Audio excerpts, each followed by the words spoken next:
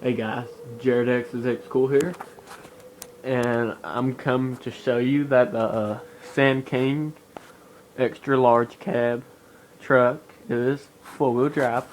Matter of fact, I figured this out. I had the tow truck hooked up to it, and just squatted the truck. When I pressed the gas, the front tires would spin. Now, I can type a cheat code in for the back tires to spin too. It's called Slidey Cars.